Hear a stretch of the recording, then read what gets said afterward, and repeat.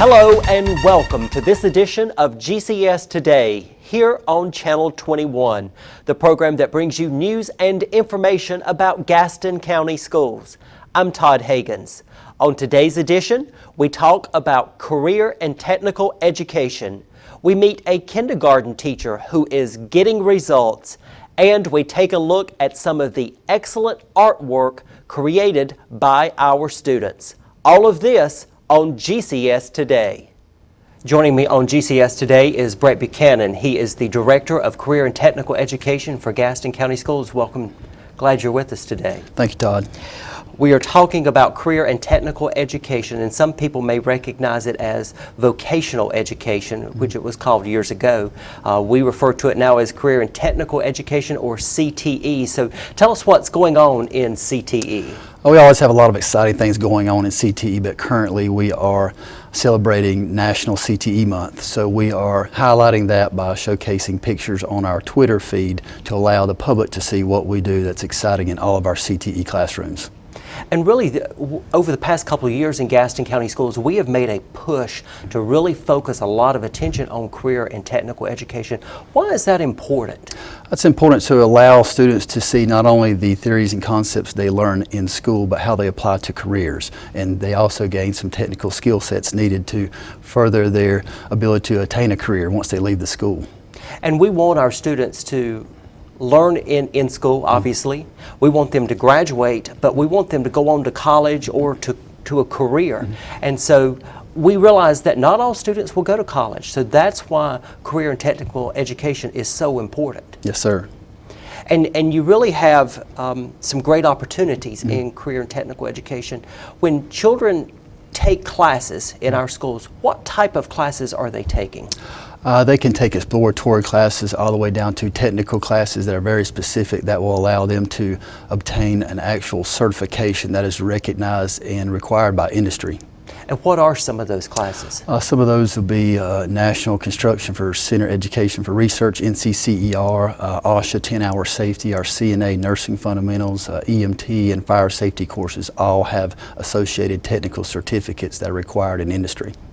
So we have classes that if we have students who are interested in the medical field, we have health and science classes that they can take. Yes, sir. We have automotive classes. We have the fire technology classes. We have EMT training. There are a whole number of opportunities that are available that really, it spans a wide interest for our students in our schools. Yes, sir. We have a lot of variety, a lot of options for our students, and that's what we are very proud of in Gaston County Schools, all the options and opportunities available to all of our students. Now, a new part of CTE is the Career Academy at Hunter Huss High School. Talk with us a little bit about that program, how it's designed, and what success you're seeing in that program. The Career Academy of Focus allows a student to come in and choose a pathway, whether it be health care, public services, a technical IT business course pathway, and then focus on that and get the industry recognized certifications, credentials, background knowledge they need to become successful beyond the four walls of the school.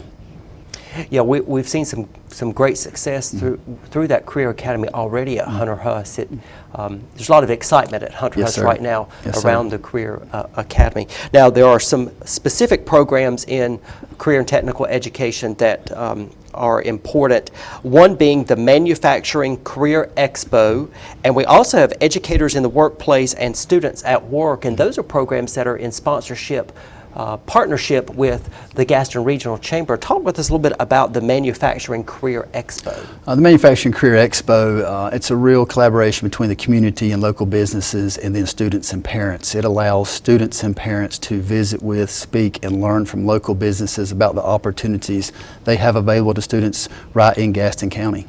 And that program is held at Gaston College, right? Yes, sir. Every year at Gaston College. And then I mentioned the Educators in the Workplace and the Students at Work. Those are programs that began a few years ago with the Gaston Regional Chamber. Let's talk about Educators in the Workplace, the concept behind that program.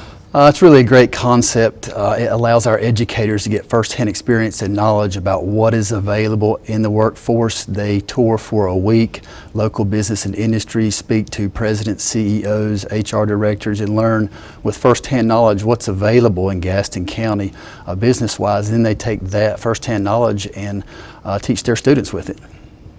And it's interesting. It's an interesting concept because you're taking educators, you're putting them in the work environment, and in a way that they get the knowledge and they bring the knowledge back to the classroom to share with their students to say, this is what's available in the workforce in Gaston County. And a spin on that is we've also made it possible where our students get to go into the workplace as part of the Students at Work program. Let's talk a little bit about how that works. That's another awesome opportunity we have for our middle school students. It allows our younger students to be exposed to business and industry opportunities at a younger age. That way, when they go to high school and they pick a particular CTE cluster or career academy, they will have the knowledge gained from that business that may allow them to select more specifically what they would like to take in high school. And with all that we're doing with career and technical education, what is our hope with this program? Really, our goal was to make students college and career ready. We want them to be successful outside of our four walls and take the knowledge that they've gained inside of all of our courses, math, English, science, and CTE, and be successful and prepared when they leave our four walls and enter the workforce or go to college. And the CTE classes, they're available in high schools. Yes, sir. But also we have CTE in our middle schools as well. Correct. And so it starts that interest in college and careers at the middle school level, because really if you wait until the high school, when you're a sophomore or a junior in high school, you're behind the ball. Yes, sir. And on thinking about careers. And that's what we've heard from our businesses. They have requested that we expose our students at a younger age, and that's why we have Students at Work, exposing students in the middle school age. Doing a lot of great things with career and technical education in Gaston County schools, and I think that our community should be very proud of what we are accomplishing and really what's to come. It's a very exciting area for Gaston County schools. I agree 100%. Thank you, sir. Brett Buchanan, the Director of Career and Technical Education for Gaston County Schools, thank you for being with us on GCS Today. Thank you, Todd.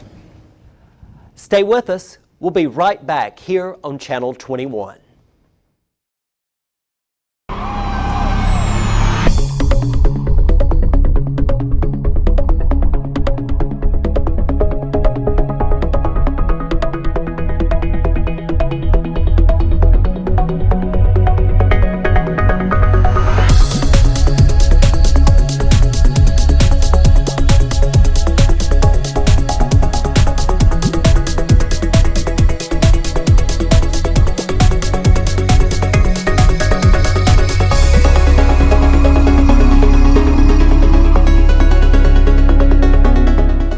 Career Academy, it's fantastic.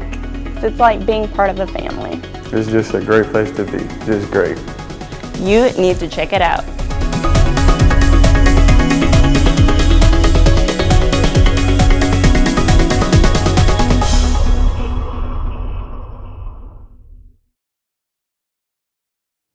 Joining me on GCS Today is Christine Lutz. She is a kindergarten teacher at Sherwood Elementary School and recently honored by Fox 46 in Charlotte as a teacher getting results. Thank you for being with us on GCS Today. Thank you for having me. Now, what is it like to be honored by Fox 46 in Charlotte as a teacher getting results? Well, it has been a very surreal experience. It is bigger than I thought it was going to be, and it has been very meaningful, not just to me. At first I thought, why me? And then I thought, well, why not me? But it's not just me, it's our profession. And as educators, we know amongst ourselves what we do and the meaning of our work, and it's a work of heart, and we know how hard we work. And sometimes outside of the education field, people don't realize that.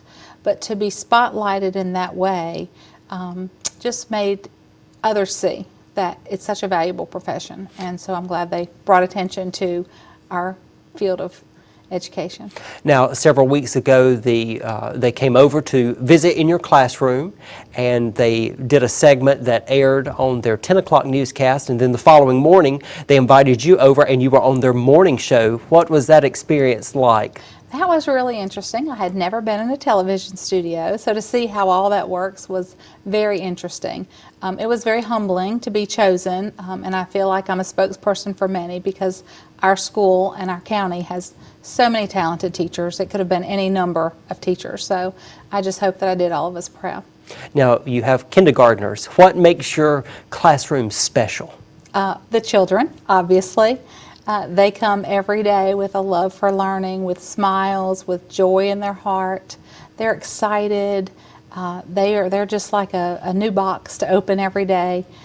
There's a lot of challenges, but we have a lot of fun. We work hard, we play hard, and it's just a joy to teach them because they have a natural curiosity and a desire to learn.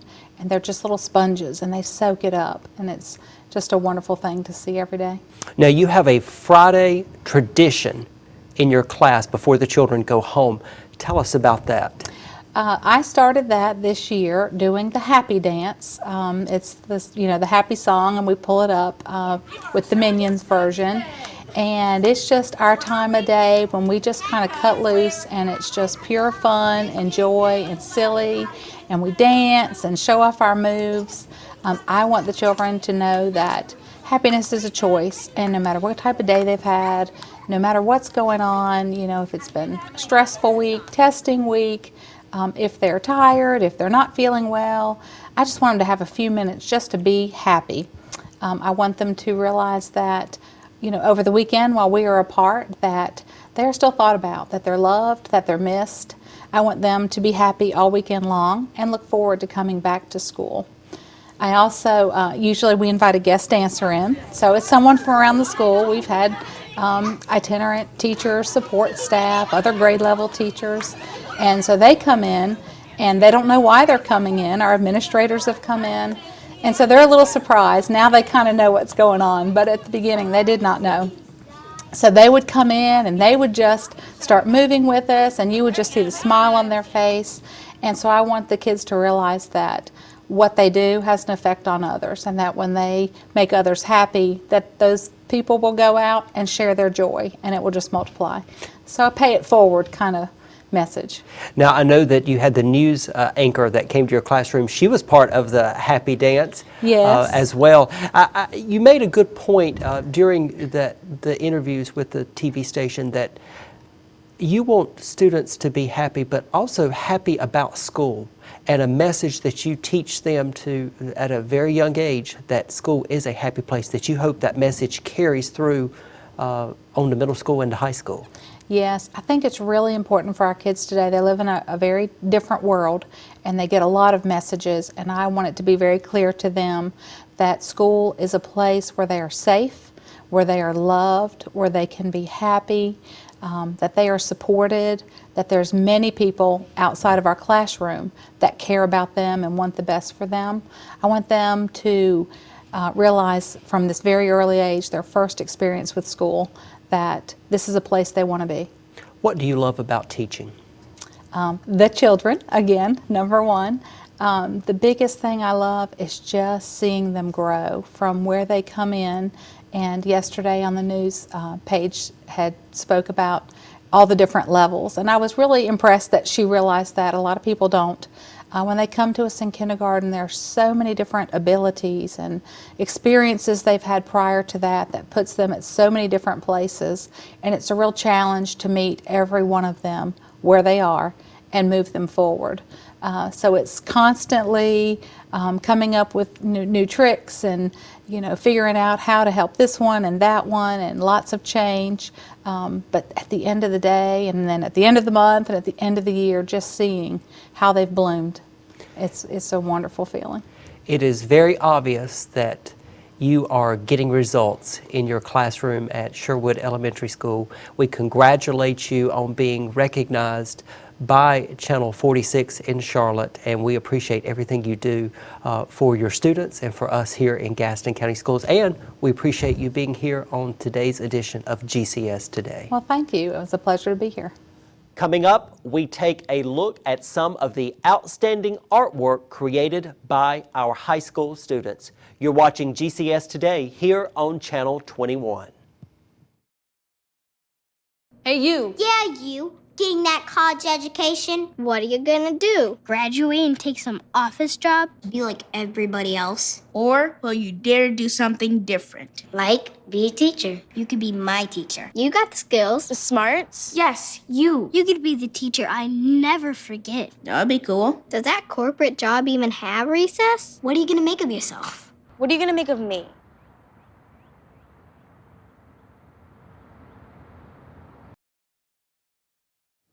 Joining me on GCS Today is Travis Johnson. He is the art teacher at Forest View High School. Travis, thank you so much for being with us. Thanks for having me. We are focusing on art education and what art means to students. What's been your motivation to teach students about art? Getting into art, my real focus was kind of bringing that passion that I had and conveying that through what I loved, which was making and that idea of creation. And so for me, getting into education, especially teaching art, it was this idea that somehow I could take that passion of being able to have nothing, a blank sheet of paper, and then just through sheer will and creativity bring something to life that had worth and value. And we hear a lot about the arts in school, and we hear some debate about whether art should be or should not be in school. Why do you feel like it's an important part of the overall academic program? There are actually a couple of reasons for that. One, I feel like art is kind of an umbrella topic and subject area in the sense that we can pull subjects and topics from any of the other curricula. We can look at art history and see how history is changing through time. We can look at science.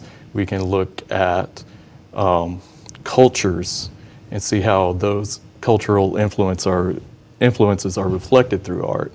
And also in the sense of kind of where art kind of lives. And it lives in this realm of critical thinking and problem solving. And so a lot of time we are spending analyzing artwork and evaluating artwork. How did they make it? How did they get their idea across? And then we take that and synthesize that information and we put it into our own work so that we're conveying these same ideas and our emotions or concepts through visual means and trying to do it effectively. At what point did you know you wanted to teach art? I always knew art was a thing for me. I always really enjoyed that idea of creation and making and expression. And so it really was, I mean, even as early as college, wanting to share that and serve in a sense. My parents had met in the military, and so there was that really strong sense of service and doing something for the community. And so my route for that was going into teaching. So with your students, are you seeing a lot of creativity in your students? Immense creativity. And that's one of the things we spend a lot of time on is how to develop that creativity. It's not something that just happens, as people like to say. It's like, oh, I don't have a lick of creativity. It's something we build, and it's a skill that we build. And it's how do you look at something and think about it in a way that you can create that twist? And what are those tools that you can do to be able to do that? Now, you have two of your creative students with us today. We're going to walk over and take a look at some of their fantastic art that they have brought to share with us Awesome. today. Excellent. We have two students from Forest View High School with us. This is Alexis Heraclis, and we have Ellen Smykowski. Did I say that correctly? Yes. Okay, great. They have brought two of their, each one, they have two of their art pieces here today. Alexis, will you talk with us a little bit about each piece and what it's made of and what inspires that piece? Of course. Okay, so my first one is a 3D sculpture of a deer head that was created by an abstract form of assemblage of like sticks and wiring, and it's titled The Spirit of the Woods. I originally got my inspiration from a man named Andy Goldsworthy. He is a common artist, and he's amazing when it comes to expression through natural materials and all that stuff. And so I got my inspiration from that, and then I just kind of moved forward into my concentration, which is natural things and animals, and that's how I formed this. It took a lot of time and a lot of effort, but it was way worth it, and I'm just completely adored by it. And then, Now, look, before we move to the second piece, each stick that is placed, is it put there on purpose, or did you just do it based on what you thought, or did you have a model? How did you determine where to put everything? okay, so I did start off with a image of a deer head, and then I just kind of moved from that. Of course, I wouldn't get exactly the same because it is sticks and wiring is hard to do, but what I did was I kind of mapped out the structure of the bones and just the concavity of the face, and I moved from there. And I kind of wanted to use the openness of the space to create more of a visual image that's not like a solid form. So that way you could see through it and you could see all the structures around it and give it a better like idea of something that's not really there but is always like a positive form. Okay, and now your second piece that you have here, tell us a little bit about it. Okay, this one is untitled. It was one of the first pieces I ever did, actually. And it is completely made out of plaster, just like a constant layering from the top to bottom. And I created it originally to kind of like say a political aspect. I got my inspiration of that from Andy Goldsworthy as well, but also from two others, which would be, Deborah Butterfield. And what they did was they kind of worked with sticks and natural things, and I just wanted it to kind of represent how our society is ever changing and ever growing, and from here on our nature is kind of incorporated into our industrialized society. So as you can see, it's growing out of what looks like concrete, so that would be like a representation of a tree, and then our hand coming out of it to represent like humans. Okay, excellent, excellent. Great pieces of artwork. Thank Now, you. Ellen, you've got two drawings, I guess we will Yes. call them today. We'll get the microphone to you. If you All can right. tell us a little bit about this drawing here that you have. All right, well, the original is actually on display in Charlotte as it won in the Scholastic Art and Writing Awards. Well, So- congratulations on Yes, that. That's so great. What I wanted to do was, in a way, tell a story and play off of opposites. So we have the lucky rabbit's foot and how it's not quite as lucky for the rabbit in the scenario. So the original, I used acrylic, watercolor, pen and ink, and then liquid leaf to create some metallic elements in it. So I really wanted to try and tell a story through it in a way and let people kind of interpret how they think that scenario happened. I think that is really interesting. The lucky rabbit's foot, it's not as lucky for the rabbit. That's great. I like that. Now, you've got your second piece here. Let's Yes. talk a little bit about All right. it. Well, this is my bicycle piece, just kind of what I refer to it as. Now, in a way, I also, again, wanted to tell a story through my art, and it's a bicycle fallen on its side, and I used the dark background and kind of left blank negative space areas in the bike, so it could show kind of like from the background, like leaves and grass kind of overgrown on it. Okay. And I used color pencil for that to create it, and I'm really proud of what I've been able to do in class. Well, you've got great designs there. It takes a lot of talent for any type of visual art. It takes a good eye and a lot of talent, and I think it probably takes a lot of patience as well, don't you think? Well, thank you both very much for being with us to share your artwork, and it's very obvious that we have some very talented students in Gaston County Schools. I know that you are very proud of these two students as well as the other students in your class. Oh, immensely proud, and definitely, just hearing this, knowing that they're prepared for that next level, I mean, that I'm set. I think it is safe to say that the arts are alive and well in Gaston County Schools. Wouldn't you agree? Very much so. Travis Johnson, art teacher at Forest View High School. Thank you for being with us today on GCS Today. Thank you. Thank you for watching GCS Today here on Channel 21. Stay tuned for the latest school news and happenings. We look forward to seeing you next time.